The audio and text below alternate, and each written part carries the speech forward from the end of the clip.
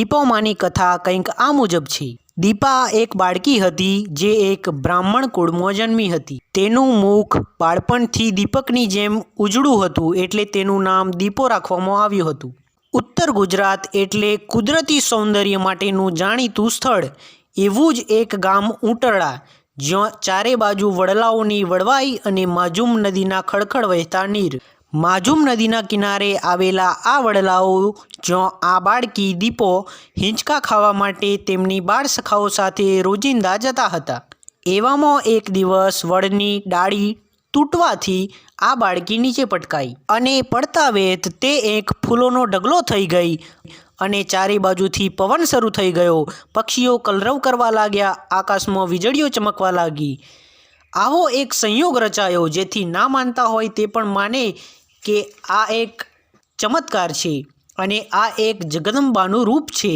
કારણ કે જ્યારે કોઈક ઈશ્વરીય શક્તિ અવતાર ધરે છે કે વિદાય લે છે ત્યારે કંઈક આવો જ સંયોગ રચાય છે, જેથી તેમનું નામ દીપા હતું એટલે દીપેશ્વરી માતા તરીકે તેમને સૌ માનવા લાગ્યા। પહેલાં ત્યાં એક નાનું મંદિર બનાવી લોકો તેમને પૂજવા લાગ્યા।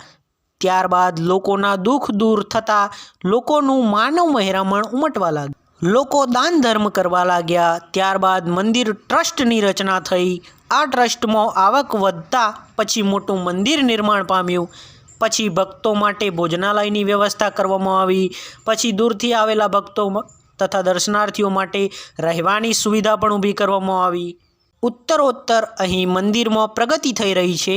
હાલ અહીં દર્શનાર્થીઓને તાપ ના સહન કરવો પડે તે માટે મોટો શેડ બની રહ્યો છે, તેમજ ગાર્ડનનું પણ નિર્માણ થઈ રહ્યું છે, જ્યાં અમુક ફૂલ છોડ વાવી દેવામાં આવ્યા છે, તેમજ બાળકોને રમવાના સાધન જેવા કે હિંચકો, લપસણી વગેરે મૂકવામાં આવ્યા છે, જેથી બાળકો આનંદથી રમી શકે અને લોકો શાંતિથી બેસી શકે। આ છે એ ગાર્ડન। આ મંદિરનો પાયો લગભગ 500 વર્ષ પહેલાંથી નખાયો છે। અહીં નિસંતાન દંપતી માટે સંતાનની ઈચ્છા પૂર્ણ થાય છે એવી અહીંયા શ્રદ્ધા છે। અહીં માતાજીનો પાટોત્સવ, જન્મ મહોત્સવ અને પ્રાગટ્ય દિવસ ખાસ મનાવવામાં આવે છે। અહીં છેલ્લે 2012માં 25થી 27 એપ્રિલ દરમિયાન 57મો પાટોત્સવ મહોત્સવ યોજાયો હતો। દીપેશ્વરી ધામ માત્ર એક મંદિર નથી, તે શ્રદ્ધાની એકતા, ધાર્મિક ભાવના, ભક્તિ અને સમાજ સંવાદનું એક અતૂટ આયોજન છે। આ મંદિર સ્વયંભૂ છે એટલે કે માતાજીએ પોતે પ્રાગટ્ય કર્યું છે। દરેક વર્ષમાં વૈશાખ સુદ છઠ એટલે કે માતાજીનો પ્રાગટ્ય દિવસ, જ્યાં ભક્તો ભક્તિ અને આશીર્વાદ માટે એક સાથે આવે છે।